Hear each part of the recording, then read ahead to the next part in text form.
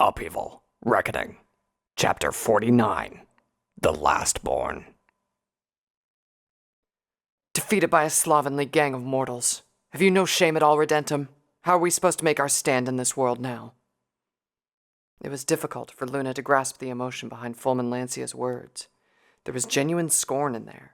None of Gravitas's troops had bothered hiding their disdain for mortals, for alicorns who prided themselves as soldiers of the herd and the best among Gravitas's loyal followers, being defeated by those they considered their lessers, had to be shameful. It was the second question that added something else to Fulmen's reaction. There was more to this than scorn. There was also frustration, perhaps even a sense of loss. Ridentum was recovering in the eternal herd by now. He would never be able to cross into this world again. The two would never be able to band together against Oceanus' tide in this world. Luna quashed any sense of sadness she might have felt. Ridentum brought his defeat upon himself by attacking mortals without any provocation and for not taking them seriously. The wisps of magical energy emanating from Ridentum's torn horn mixed with the glow of Fulmen's horn. Luna didn't need her brother's expertise to identify basic necromancy. She thought of flying in to interrupt, but Fulmen wasn't distracted.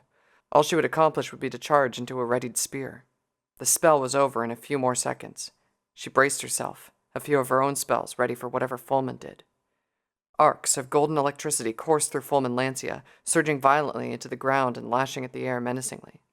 Luna blinked. Were her eyes playing tricks, or was he growing?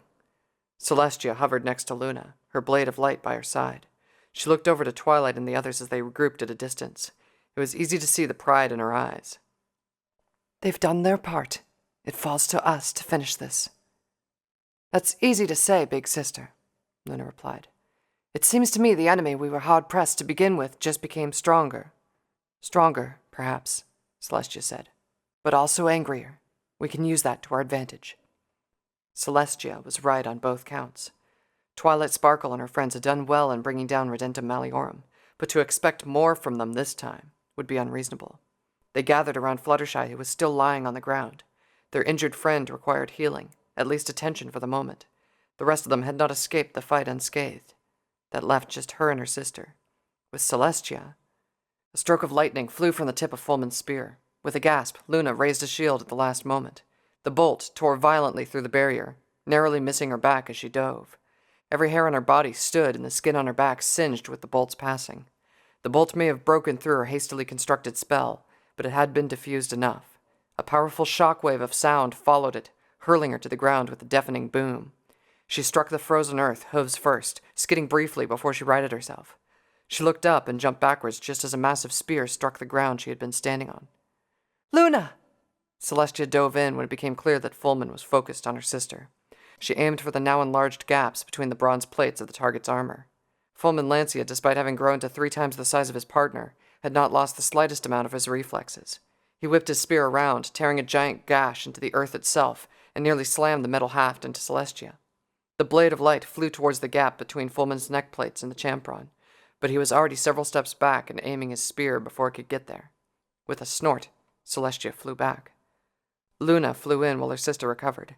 Fulmen had the advantage in range, not just with his extended reach and long weapon, but also with his lightning bolts. The ground rumbled when he landed and took steps.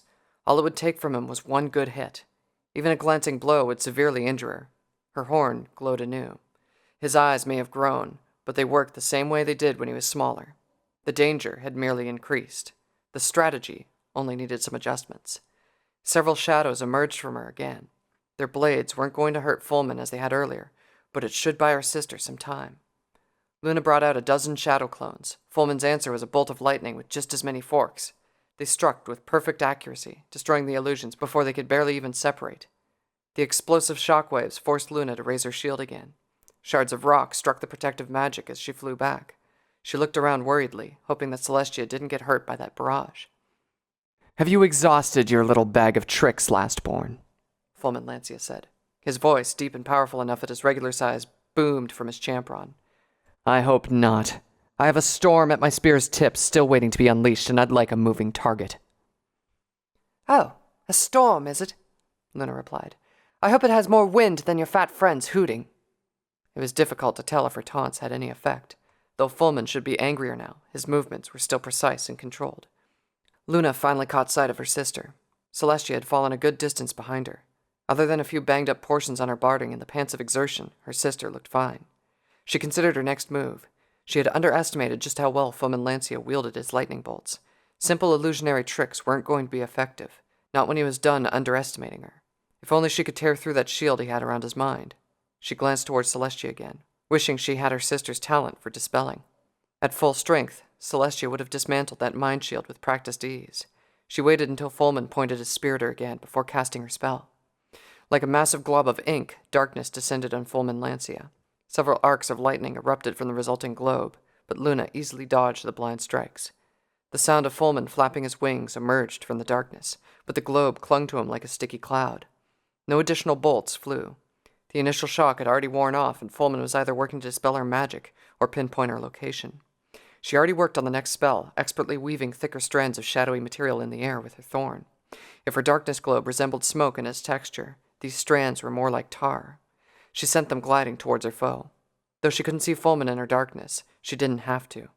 The globe of darkness dissipated, revealing Fulmen Lancia trapped by the shadowy strands and anchored to the ground beneath, like a moth in a spider's web. The wind from his furious flapping stirred up clouds of snow and dust, but the strands held on. A burst of lightning erupted from his horn, but they simply crackled through the shadows harmlessly. With her enemy trapped, Luna focused on a third spell. In the next second, Fulmen's spear was only a foot away from Luna. With a gasp, she raised a shield and flew to the side. Fulmen's massive weapon shattered her abjuration like so much glass and tore through her barding. Shards of bloody silver fell as herd-forged metal gashed her just beneath her right wing. Luna winced and spun in midair, desperately trying to right herself before the next attack came. All that remained of her shadow strands were bits of goo. Divination to negate the illusory aspect of the spell and a touch of abjuration to dispense the shadowy material, Fulmen said. He hovered just above Luna. That he didn't follow up with another attack filled her with outrage. The correct combination would have taken time to figure out if it was my first encounter with that tactic. It's not. During the first rebellion, one of the Firstborn's handmaidens used it on me. You may recognize the name. Lunalux Umbra. Luna grit her teeth at the hinting. Surprised? Fulmen asked. Of course you are. You 16th cycle alicorns act as if the world only began when you first opened your eyes. Your inexperience shows yet again, Lastborn. Luna's magic closed the wound to her side. Here was a dangerous cycle she had to avoid. Healing spells depleted her magical strength, and depleted magical strength meant she had less power to prevent more wounds. For now, she could afford to ease the pain and save her blood, but more wounds from the giant lightning-infused spear were definitely out of the question. Fulmen Lancia landed on the ground and crouched. With his powerful legs and his wings to boost him, he could charge at blinding speeds. I'm sensing a lot of hostility with that last remark, Fulmen, Luna said. Is that what this is all about? You don't like the decisions that the young ones are making? Fulmen turned around and swung his spear at Celestia, who had been gliding silently towards his left side for an attack. She turned at the last moment, but the half struck her a glancing blow. Celestia's wings snapped as she crashed. Big sister! Big sister! Luna cried out. She had only taken a step forward when Fulmen already had his spear pointing at her. Lightning surged violently, gouging a smoking trail across the ground and towards Luna. When she flew to the side, a smaller arc branched out from the main bolt and struck her chest plate. Despite the intense pain, Luna couldn't cry out. Her throat seized up, and her legs buckled as the energy coursed through her. The smell of her own fur smoking wafted to her face as she crashed to the ground. Distraction followed by a blindsiding attack, Fulmen said. He had not even moved from the spot, but his hooves had formed a circular pattern from spinning around. Nothing new, nothing special. I'm starting to feel insulted, Lastborn. The vestiges of Ridentum's power should not be used to finish off something so pitiful. Luna dragged herself to her hooves. Her legs were shook as she fought through the nausea induced by the smell of her own burned flesh. She focused on healing the worst of the damage first. Even as she did that, she searched for her fallen sister, all the while keeping Fulmen Lancia in her sight. But I forget my manners before a princess, Fulmen said. His monotone did little to hide the mockery in his words. To answer your question, that would be part of it. I am a 12th cycle alicorn, Your Highness. Soon, I will be diminished. Before that happens, I want to make sure there is something resembling my beloved eternal herd when I am restored. The mortals don't want to ruin the herd, Celestia said as she struggled to rise. Her wing hung from her side at an unnatural angle. What is it that has you and Gravitas so convinced that they will? Idealistic filly, Fulmen replied. He hadn't crouched for another charge. Once more, his refusal to follow up his attacks galled Luna. His attacks, however, were becoming more and more precise. The first one barely grazed her. The second struck her with a secondary bolt. The third one was going to be a direct hit. You wouldn't know. Our fallen are what convinces us. We watched as the firstborn tore down the best among us and remade them in his image. The monotone wavered. The very best the herd has to offer. If they can fall, what hope do these fragile creatures have? Fulmen turned his gaze on Luna. You understand it better, don't you, lastborn? You know the unbreakable bond that ties those who have given themselves over to Oceanus. You know that there is no hope for the mortals here in this world. Thus, the need to censor you and seal you away until Oceanus is defeated once and for all. Silence followed after that. A deathly silence that drowned out even the distant sounds of battle that should be coming from Gravitas, Torado, and Black Rose. Luna could feel her sister's worried gaze on her, half afraid of whether it would affect her and half afraid that it might be true.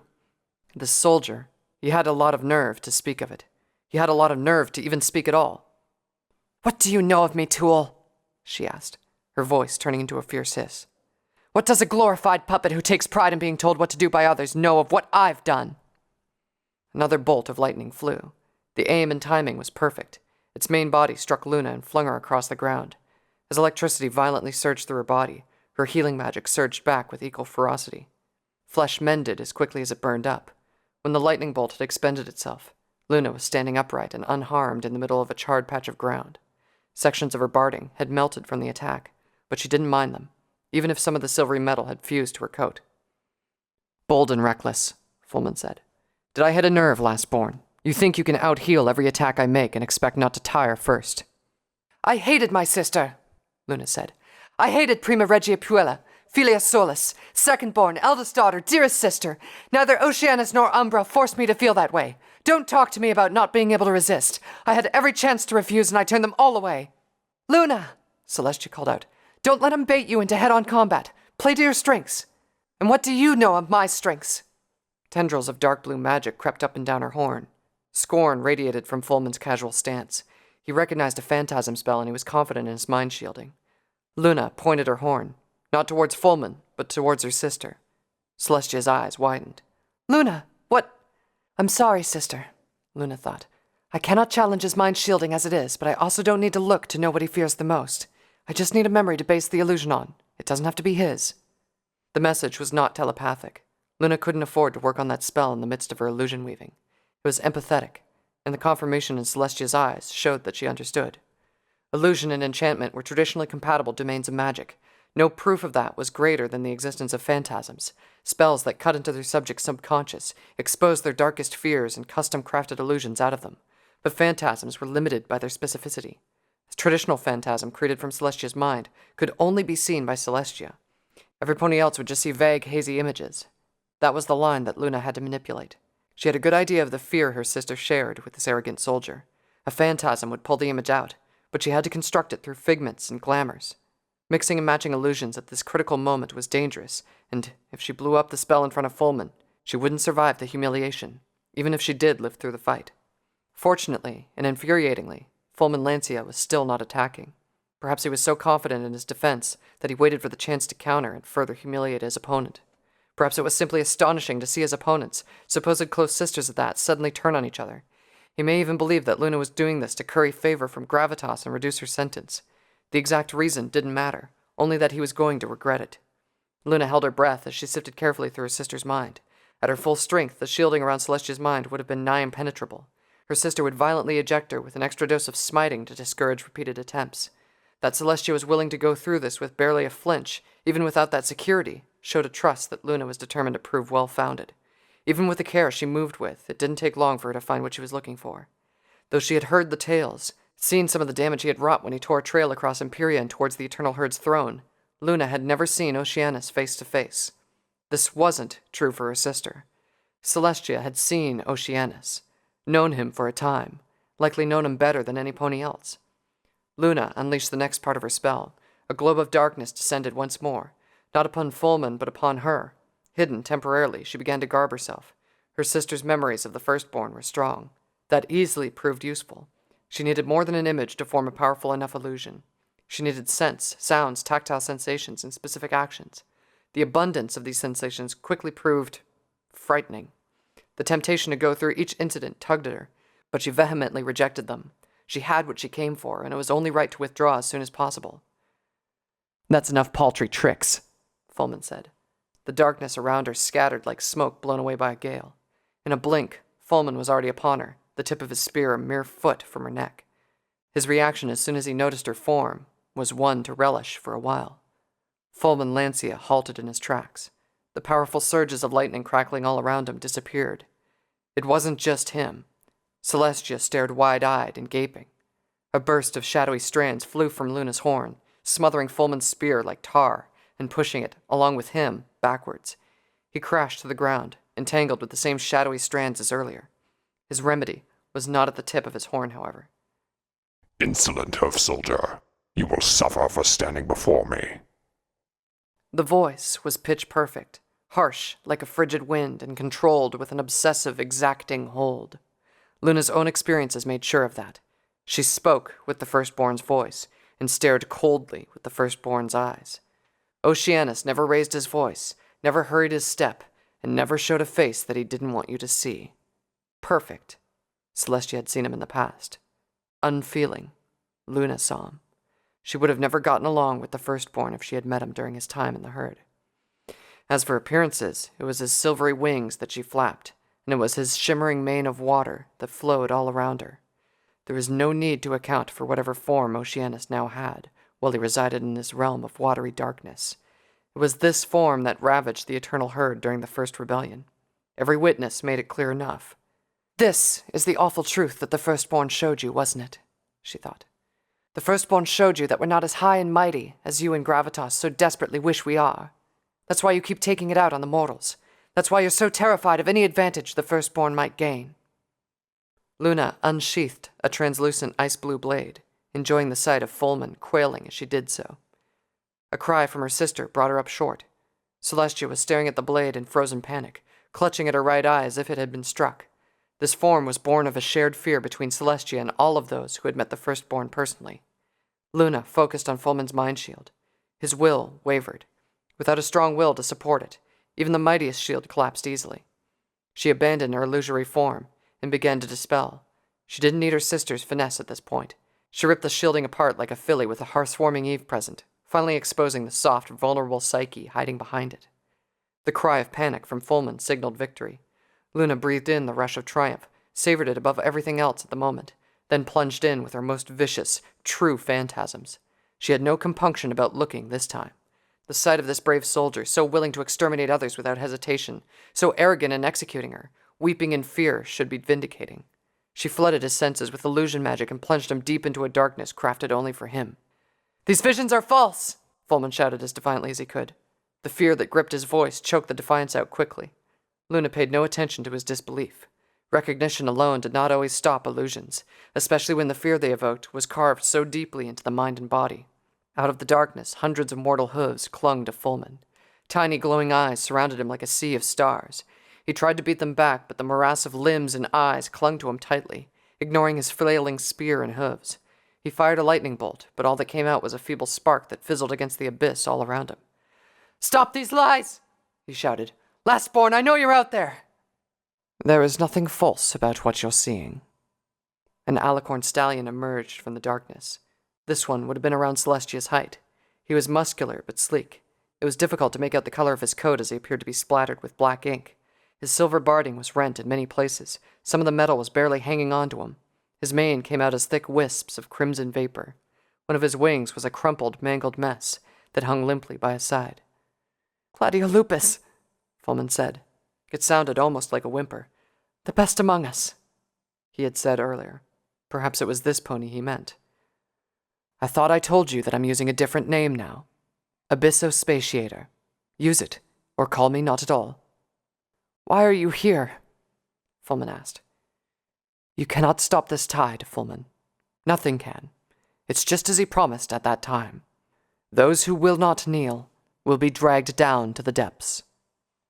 The myriad of hooves and teeth clutching at Fulmen pulled harder, dragging him deeper into a screeching, wailing mass of things.